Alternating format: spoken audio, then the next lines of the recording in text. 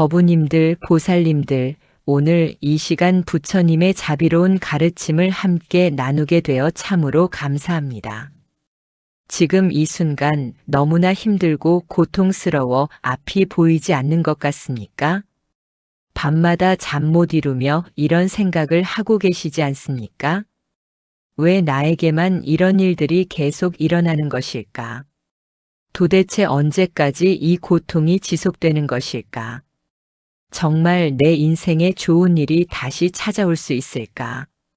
자식 문제로 가슴을 쥐어뜯고 경제적 어려움으로 밤낮을 걱정하고 건강 문제로 두려움에 떨고 관계의 갈등으로 마음이 찢어지는 것 같은 그런 고통 말입니다. 법우님들, 그런 고통 한 번쯤 겪어보지 않으셨습니까? 아니, 어쩌면 지금 바로 그 한가운데 계신 것은 아닙니까? 오늘 이 말씀을 듣고 계신다는 것 자체가 이미 큰 인연입니다. 왜냐하면 부처님께서는 이미 2500년 전에 이런 말씀을 하셨기 때문입니다. 가장 어두운 밤이 지나면 반드시 찬란한 새벽이 온다고 말입니다. 가장 큰 고통 속에 있을 때가 바로 가장 큰 복이 터지기 직전이라고 말입니다. 이것은 단순한 위로의 말씀이 아닙니다. 우주의 법칙이고 인과의 진리이며 부처님께서 깨달은 영원불변의 진리입니다. 법구경에 이런 말씀이 있습니다. 모든 것은 변한다. 고통도 변하고 즐거움도 변한다. 영원한 고통은 없으며 영원한 즐거움도 없다. 이것이 바로 재행무상의 진리이다. 보살님들, 이 말씀이 무엇을 의미하는지 아십니까? 지금 법우님이 겪고 있는 그 엄청난 고통과 어려움도 반드시 변한다는 뜻입니다. 영원히 지속되지 않는다는 뜻입니다. 그리고 부처님께서는 더 나아가 이렇게 말씀하셨습니다. 큰 고통을 겪는 자에게는 그만큼 큰 복이 준비되어 있다고 말입니다. 왜냐하면 고통은 업장을 소멸시키고 마음을 정화하며 영혼을 성숙시키는 과정이기 때문입니다. 마치 금이 불 속에서 정련되어 순수해지듯 우리의 영혼도 고통 속에서 정화되고 성장합니다. 그래서 옛 선사들은 이렇게 말씀하셨습니다. 고통이 클수록 복도 크다. 어둠이 깊을수록 빛도 밝다. 겨울이 혹독할수록 봄은 더 찬란하다. 오늘 이 시간 법우님들께 부처님의 지혜로 전해드리고자 합니다. 지금 법우님이 겪고 있는 그 죽을 만큼 힘든 시간이 사실은 큰 복이 터지기 직전이라는 것을 증명하는 세 가지 징조에 대해 말입니다. 이 징조들을 알아보신다면 법우님은 희망을 가지고 조금만 더 견딜 수 있을 것입니다. 그리고 곧 찾아올 그 큰 복을 맞이할 준비를 할 수 있을 것입니다. 첫 번째 징조입니다. 법우님, 지금 모든 것이 동시에 무너지는 것처럼 느껴지지 않습니까?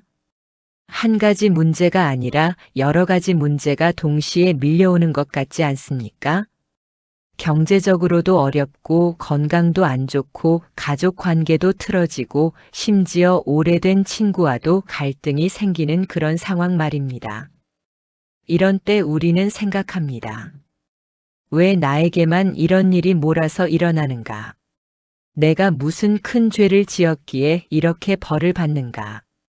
정말 하늘도 무심하시지. 하지만 법우님들, 부처님께서는 이렇게 말씀하셨습니다. 화엄경에 보면 이런 구절이 있습니다. 일체유심조, 모든 것은 마음이 지어내는 것이다. 업장이 한꺼번에 소멸될 때는 모든 과보가 동시에 나타난다. 이것은 마치 오랫동안 쌓인 빚을 한꺼번에 갚는 것과 같다. 빚을 다 갚고 나면 자유로운 몸이 되는 것처럼 업장을 다 소멸하고 나면 복된 삶이 시작된다. 보살님들, 이 말씀을 깊이 새겨 들으십시오. 지금 법우님에게 모든 어려움이 한꺼번에 몰려오는 것은 저주가 아닙니다. 오히려 축복입니다. 왜냐하면 지금 과거생과 현생에서 지은 업장들이 한꺼번에 소멸되고 있기 때문입니다. 실제로 부처님께서 깨달음을 얻으시기 직전 마왕 마라가 온갖 방법으로 방해했다는 이야기를 아십니까? 두려운 환영을 보여주고 아름다운 유혹으로 흔들고 엄청난 폭풍을 일으켰습니다. 하지만 부처님께서는 그 모든 것을 견뎌내셨습니다. 그리고 그 시련이 끝나자마자 완전한 깨달음을 얻으셨습니다. 이것이 무엇을 의미합니까? 가장 큰 시련이 올 때가 가장 큰 전환점이라는 뜻입니다. 어둠이 가장 짙을 때가 새벽이 가장 가까울 때라는 뜻입니다. 실제로 많은 불자님들이 이런 경험을 증언합니다. 한 보살님은 이렇게 말씀하셨습니다. 사업이 망하고 건강을 잃고 가족이 뿔뿔이 흩어지는 그 고통의 시간을 겪었습니다. 그때는 정말 죽고 싶을 만큼 힘들었습니다. 하지만 그 시간이 지나고 나니 오히려 그때가 인생의 전환점이었다는 것을 깨달았습니다. 그 고통을 통해 교만했던 마음이 겸손해졌고 집착했던 것들을 내려놓게 되었습니다. 그리고 그 이후로 진짜 복된 삶이 시작되었습니다. 법우님들, 지금 여러 가지 어려움이 동시에 찾아왔다면 이것은 좋은 징조입니다. 업장이 한꺼번에 정리되고 있다는 증거입니다. 조금만 더 견디십시오. 조금만 더 참고 기도하십시오. 관세음 보살님께 지극정성으로 기도하십시오. 나무아미타불, 나무아미타불을 염불하십시오. 그러면 이 시련의 터널을 반드시 통과하게 될 것입니다. 그리고 그 터널 끝에는 찬란한 빛이 기다리고 있을 것입니다. 중요한 것은 포기하지 않는 것입니다. 선가에서는 이런 말이 있습니다. 깨달음 직전에 가장 큰 마장이 온다. 그 마장을 넘으면 견성성불한다. 포기하면 모든 것이 물거품이 된다. 법우님, 지금 포기하지 마십시오. 지금이 바로 그 마지막 고비입니다. 이 고비를 넘기면 새로운 세상이 펼쳐집니다. 실천 방법을 말씀드리겠습니다. 매일 아침 일어나서 이렇게 기도하십시오. 부처님, 제자가 지금 겪는 이 모든 고통이 과거의 업장을 소멸시키는 과정임을 믿습니다. 이 시련을 통해 제자의 영혼이 정화되고 성장하고 있음을 믿습니다. 조금만 더 견딜 수 있는 힘을 주시옵소서. 곧 찾아올 복된 날을 맞이할 준비를 하게 해주시옵소서. 이렇게 기도하고 관세음보살님의 명호를 최소한 100번 이상 염송하십시오. 그러면 마음의 평화가 찾아오고 견딜 수 있는 힘이 생깁니다. 그리고 밤에 잠들기 전에는 오늘 하루 겪은 고통들을 하나하나 떠올리며 이렇게 생각하십시오. 이 고통 하나하나가 나의 업장을 닦아주는 거룩한 과정이다. 이 시련 하나하나가 나를 더 높은 차원으로 인도하는 계단이다. 고맙습니다. 이 시련을 통해 나는 더 강해지고 있습니다. 이렇게 감사하는 마음으로 잠들면 다음 날 아침 일어났을 때 마음이 한결 가벼워져 있을 것입니다. 두 번째 징조입니다. 법우님, 요즘 이상하게 과거의 잘못들이 자꾸 떠오르지 않습니까? 잊고 살았던 옛날의 실수들, 누군가에게 상처 준 일들, 부끄러운 행동들이 마음속에 계속 떠오르는 경험 말입니다. 그래서 밤에 잠을 못 이루고 괴로워하고 자책하고 있지 않습니까? 왜 그때 그랬을까? 왜 그런 선택을 했을까? 왜 그 사람에게 그런 말을 했을까?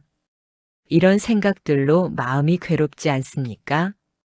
많은 분들이 이런 상황을 부정적으로 생각합니다. 내가 점점 이상해지는 것 아닌가? 왜 자꾸 과거가 떠오르는 거지? 이것도 일종의 우울증 아닌가? 하지만 법우님들, 이것은 전혀 나쁜 징조가 아닙니다. 오히려 매우 좋은 징조입니다. 왜냐하면 이것은 참회의 시간이 온 것이기 때문입니다. 금강경에 이런 말씀이 있습니다. 과거심 불가득, 현재심 불가득, 미래심 불가득. 과거 마음도 얻을 수 없고, 현재 마음도 얻을 수 없고, 미래 마음도 얻을 수 없다. 하지만 과거의 업을 참회하면 그 업장이 소멸된다. 진심으로 뉘우치면 죄는 사라진다. 보살님들, 이 말씀의 의미를 아십니까? 과거에 지은 잘못들이 지금 떠오르는 것은 그것들을 참회하고 정화할 시간이 왔다는 뜻입니다. 부처님께서 그 기회를 주고 계신 것입니다. 옛 선사들은 이것을 업장 소멸의 징조라고 했습니다. 업장이 소멸되려면 먼저 그 업이 의식 표면으로 떠올라야 합니다. 그래야 그것을 인식하고 참회하고 정화할 수 있기 때문입니다. 마치 고름이 밖으로 배출되어야 상처가 낫는 것처럼 과거의 잘못들이 의식으로 떠올라야 그것이 정화될 수 있습니다. 부처님께서 제자 앙굴리말라에 대해 말씀하신 이야기를 아십니까? 앙굴리말라는 999명을 죽인 살인마였습니다. 그가 부처님을 만나 출가했을 때 처음에는 엄청난 고통을 겪었습니다. 과거에 자신이 저지른 끔찍한 일들이 계속 떠올랐습니다. 밤마다 악몽을 꾸고 죽인 사람들의 얼굴이 눈앞에 아른거렸습니다. 하지만 부처님께서는 이렇게 말씀하셨습니다. 이것은 좋은 징조이다. 내가 과거의 업을 인식하고 참회하고 있다는 증거이다. 이 고통을 견디고 진심으로 참회하면 너의 업장은 소멸될 것이다. 앙굴리말라는 부처님의 말씀대로 끝까지 견디며 참회했습니다. 그리고 마침내 아라한과를 증득했습니다. 999명을 죽인 살인마가 완전한 깨달음을 얻은 것입니다. 이것이 참회의 힘입니다. 법우님들, 지금 과거의 잘못들이 떠오른다면 이것은 부처님께서 주시는 선물입니다. 그 잘못들을 참회하고 정화할 수 있는 기회를 주시는 것입니다. 한법우님의 이야기를 들려드리겠습니다. 그분은 젊은 시절 사업을 하면서 많은 사람들을 속이고 상처를 주었습니다. 그 결과로 큰 부를 얻었지만 나이가 들면서 갑자기 그 시절의 기억들이 자꾸 떠올랐습니다. 밤마다 잠을 못 이루고 괴로워했습니다. 그래서 저를 찾아왔고 스님께 상담을 했습니다. 스님께서는 이렇게 말씀하셨습니다. 이것은 부처님께서 보살님에게 참회할 기회를 주시는 것입니다. 진심으로 참회하고 가능하다면 피해를 입은 사람들에게 보상하십시오. 그리고 나머지 인생을 선행을 베푸는 데 쓰십시오. 그 법우님은 스님의 말씀대로 했습니다. 찾을 수 있는 사람들을 찾아가 사과하고 보상했습니다. 그리고 재산의 대부분을 사회에 환원했습니다. 절에 나와 봉사하고 어려운 이웃을 도왔습니다. 그러자 놀라운 일이 일어났습니다. 그토록 괴롭히던 과거의 기억들이 사라졌습니다. 마음의 평화가 찾아왔습니다. 그리고 그 이후로 그분의 삶에 큰 복들이 찾아왔습니다. 자식들이 성공하고 손주들이 효도하고 건강도 회복되었습니다. 이것이 참회의 힘입니다. 80화엄경에 이런 말씀이 있습니다. 참회는 마음을 청정하게 하고 청정한 마음에는 복이 머문다. 과거의 업을 참회하면 미래의 복이 열린다. 법우님, 지금 과거가 떠오른다면 도망가지 마십시오. 그것을 직면하고 진심으로 참회하십시오. 실천 방법을 말씀드리겠습니다. 매일 저녁 참회 기도를 하십시오. 조용한 곳에 앉아서 합장하고 이렇게 기도하십시오. 부처님 앞에 참회합니다. 제가 과거에 지은 모든 죄업을 참회합니다. 말로써 지은 죄, 몸으로 지은 죄, 마음으로 지은 죄 모두 참회합니다. 제가 상처 준 모든 분들께 진심으로 사과드립니다. 제가 저지른 모든 잘못을 부처님께 고백하고 뉘우칩니다. 앞으로는 선한 마음으로 살겠습니다. 모든 생명을 사랑하고 존중하겠습니다. 이렇게 기도하고 삼배를 올리십시오. 그리고 가능하다면 과거에 잘못한 사람들에게 직접 사과하거나 보상하십시오. 직접 만나기 어렵다면 그분들의 행복을 빌어주는 기도를 하십시오. 또한 선행을 베푸십시오. 절에 시주하고 가난한 이웃을 돕고 방생을 하십시오. 이런 선행들이 과거의 악업을 상쇄시켜 줍니다. 그리고 무엇보다 중요한 것은 다시는 같은 잘못을 반복하지 않겠다는 다짐입니다. 참회는 단순히 과거를 뉘우치는 것이 아니라 미래를 바꾸겠다는 결심입니다. 이렇게 진심으로 참회하면 과거의 업장이 소멸되고 마음이 가벼워지며 새로운 복이 찾아올 준비가 됩니다. 세 번째 징조입니다. 법우님, 요즘 이상하게 세상이 다르게 보이지 않습니까? 예전에는 당연하다고 여겼던 것들이 이제는 무의미하게 느껴지지 않습니까? 돈, 명예, 권력 이런 것들을 얻기 위해 그토록 애썼는데 이제는 그것들이 별로 중요하지 않게 느껴지는 경험 말입니다. 반대로 예전에는 무시했던 것들이 이제는 소중하게 느껴지지 않습니까? 가족과 함께하는 시간, 자연의 아름다움, 따뜻한 햇살, 맛있는 한 끼 식사, 이런 작은 것들이 감사하게 느껴지는 경험 말입니다.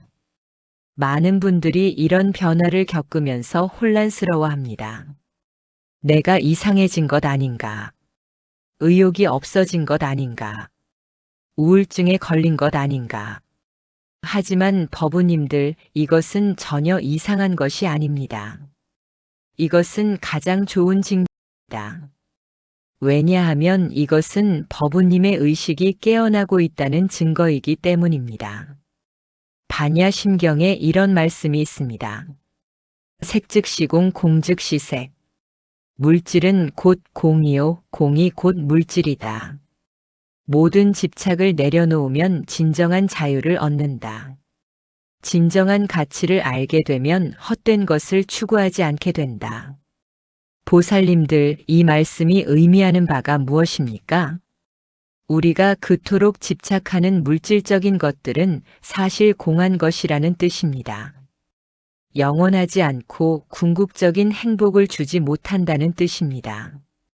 진정으로 중요한 것은 마음의 평화이고 자비이며 깨달음이라는 뜻입니다. 선가에서 유명한 조주선사의 일화가 있습니다. 한 제자가 조주선사께 물었습니다. 스님, 도대체 무엇이 진정한 가치입니까? 무엇을 위해 살아야 합니까? 조주선사께서는 이렇게 대답했습니다.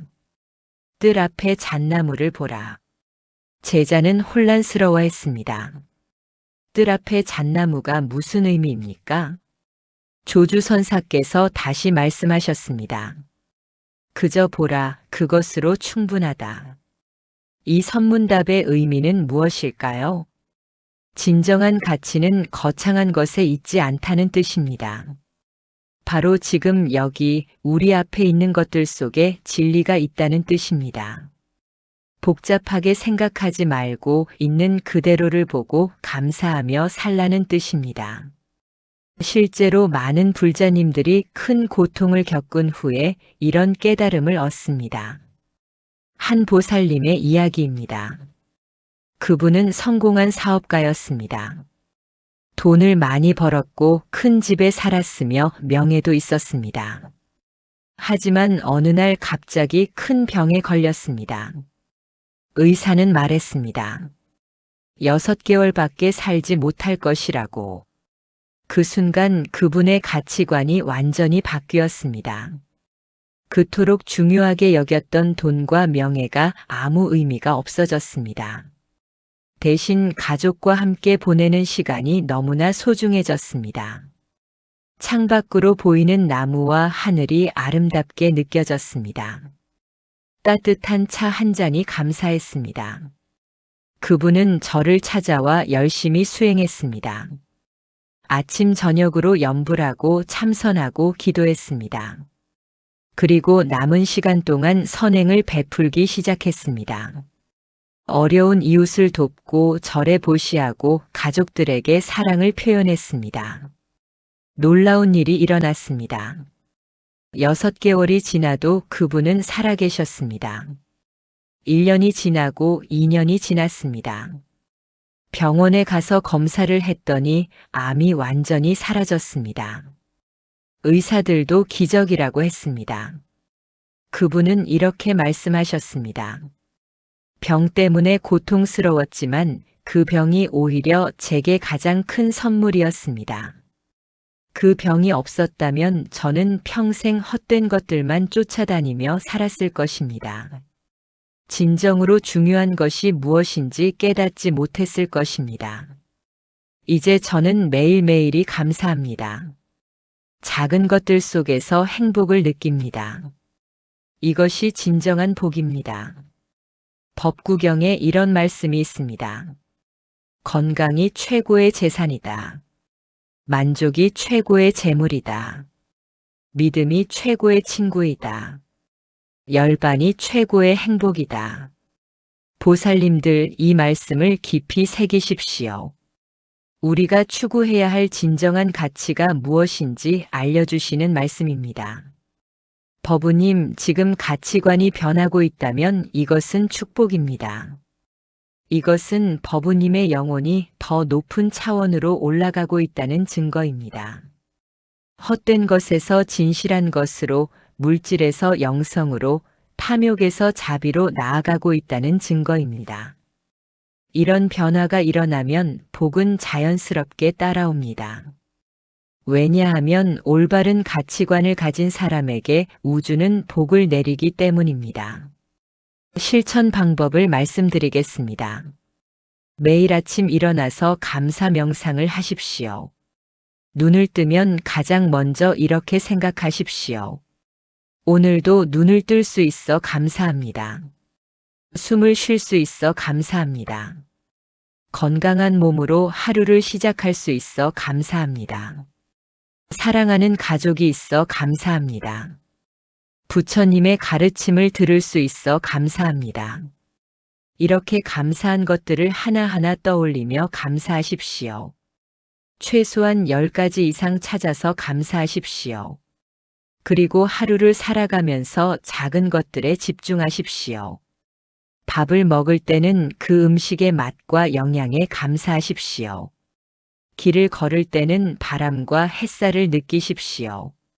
가족을 만날 때는 그 순간에 집중하십시오. 이렇게 현재 순간에 깨어 있으면 삶이 완전히 달라집니다. 작은 것들 속에서 큰 행복을 느끼게 됩니다. 또한 욕심을 줄이는 연습을 하십시오. 필요 이상으로 갖고 싶어 하지 마십시오. 있는 것으로 만족하십시오. 남과 비교하지 마십시오. 자신만의 속도로 자신만의 방식으로 살아가십시오. 그리고 남에게 베푸는 삶을 사십시오. 작은 것이라도 좋습니다. 웃는 얼굴로 인사하는 것, 친절한 말 한마디, 작은 도움, 이런 것들이 모두 보시입니다. 이렇게 살면 마음이 풍요로워지고 자연스럽게 복이 찾아옵니다. 그리고 명상이나 참선을 통해 마음을 관찰하는 연습을 하십시오. 하루에 10분이라도 좋습니다. 조용히 앉아서 호흡을 관찰하십시오. 들어오는 숨, 나가는 숨을 느끼십시오. 일어나는 생각들을 판단하지 말고 그저 관찰하십시오. 이렇게 마음을 관찰하는 연습을 하면 마음이 평화로워지고 지혜가 생깁니다. 법우님들, 오늘 말씀드린 3가지 징조를 다시 한번 정리하겠습니다. 첫째, 모든 어려움이 동시에 몰려오는 것처럼 느껴질 때입니다. 이것은 업장이 한꺼번에 소멸되고 있다는 징조입니다. 조금만 더 견디면 큰 복이 터집니다. 둘째, 과거의 잘못들이 자꾸 떠오를 때입니다. 이것은 참회할 시간이 왔다는 징조입니다. 진심으로 참회하면 업장이 소멸되고 복이 열립니다. 셋째, 가치관이 변하고 작은 것들이 감사하게 느껴질 때입니다.